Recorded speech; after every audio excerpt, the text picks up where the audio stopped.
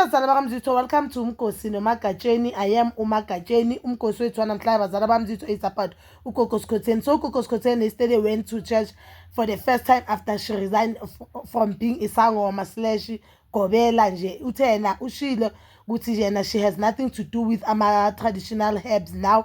Akasapractice as ubungoma and akasaphani ngesidliso yonke nje lento le guys bekahlala yisho ukuthi uyathwalisa abantu akasakwenzi wamukele uJesu ezinkosi nomsindisi, and the only thing now azofocus kuyo yizwi lenkosi neBhayibheli kuphela. Akasayenzi guys nale ukuthi uzozwa kuthiwa hayi ufuna amanzi usiwasho, no, akasazenzi zonke lezo zinto lezo. We know that uGogo Skhotheni, since she announced that yena sakamukela inkosi nomsindisi, and she said that ibungoma it has a lot of dark in it. It's a dark well, that place, and akasafuna kuba associated with it. A lot of people baye bayivubuhlungu since uGogo Skhotheni unamathwasa amaningi guys. There's a time uGogo Skhotheni ake waposta ukuthi uthwasa abantu abayi-50 or more a day, ukhipha amathwasa angako ngesikhathi esi-1. So it shows that i-decision yakhe affect abantu abaningi since abantu abathwase they believe that ugobela wabo or irule yabo ugobela wabo bababo. So anytime if unenkinga kumele uphinde ubele ugobela wakho and seek help and seek advice. So that means bona they no longer have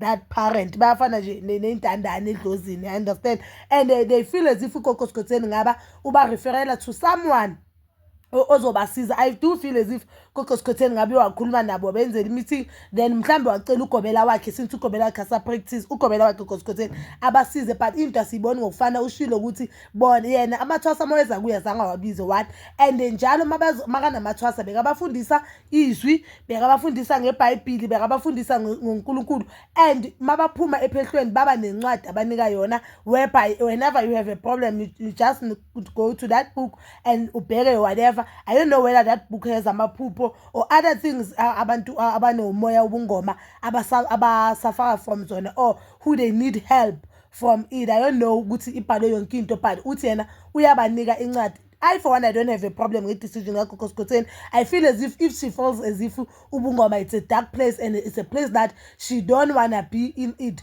Life yakhe ichoice yakhe guys, she do have a right ukuthi aphume ebungomeni. We've seen abantu baphume ebungomeni bangaveli, and now ushilo ukuthi she don't think idlozi lakhe lizomphanisha, but if idlozi lakhe lizomphanisha ukumele lokho, but yena akasafuni kuba isangoma, which is there's nothing wrong guys. But the only issue enginayo ngoGogo Skhotheni ephume ebungomeni ukuthi uphuma kwakhe manje uphumile ebungomeni. There are people abasa practice and there are people who believe that being a traditional is all about ubungoma, it's all about ukusiza abantu, ukulapha abantu ngesintu. It has nothing to do nobuthakathi. Bakhona abantu abathakathayo guys abangathwasanga, we know that. So yena uyenza izifo abantu abayizangoma bonke benza izinto ezwrong. And mina another thing enginenkinga, if into uphumile kuyena awusafuni ukuba i-part-time, ungakhulumi ngayo kabi, bayeka abantu abasayenzayo, bayeka abantu abasaphila kuyo, bayeka abantu who still believes in it. Angithi wena uthi so light, you think le ndlela ehambayo it's light, or when you believe that le ndlela ehambayo it's light, there's no need ukuthi ubheshe amanye ama-religions guys. That is wrong. I feel into wrong ngoGogo Skhotheni yileyo. But yesterday guys, on as you see the video, on this video, the outfits bekayigcokile on church, a lot of people they felt as if this is not a proper way ukugcoka. And mina ngibone ngathi lela sonto lamapostoli, and esonto lamapostoli guys kuyathala kuvalwe namahlombe na ugcoka into ekuthathayo. But on live she said that bongasisonto lamapostoli phela, it was different churches. So we do know ukuthi amanye amasonto were allowed to wear short things. Kwamanye amasonto they don't care what you are wearing as long as uzokhonza uNkulunkulu, bathi uza kuNkulunkulu unjalo, uNkulunkulu kamukela unjalo, akananda uNkulunkulu ukuthi ugcokeni. But abanye abantu they felt as if this is not a proper way ukugcoka esontweni. The dress beyiveza kakhulu umzimba and be too tight. I mean, that is something that I wouldn't wear esontweni. But if she feels that there's nothing wrong, I sharp fade. And remember guys, we don't know ukuthi nje uGogo Skhotheni ayeke ubungoma uya kuliphi isonto. Mhlawumbe esontweni labazalwane we do know ukuthi kwamanye amasonto abazalwane bayagcoka amabhruku, but I've never seen bagcoka ama-short. But I think they're allowed ukugcoka amabhruku, they're allowed ukugcoka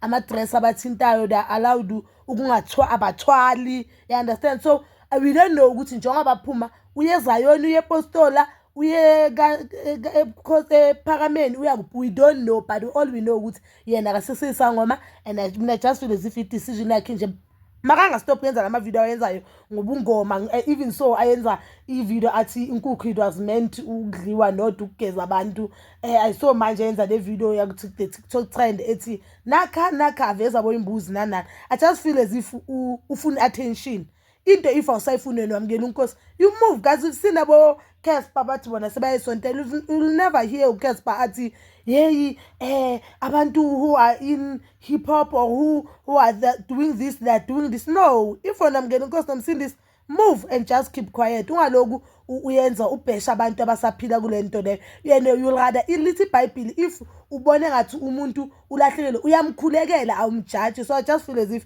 Kokoskhotheni ujudges Zangoma at this moment, but that is my opinion guys. You can post your comment down below and please don't forget to like, subscribe, share and hit that notification button. Nginithanda ukuya nokubuya.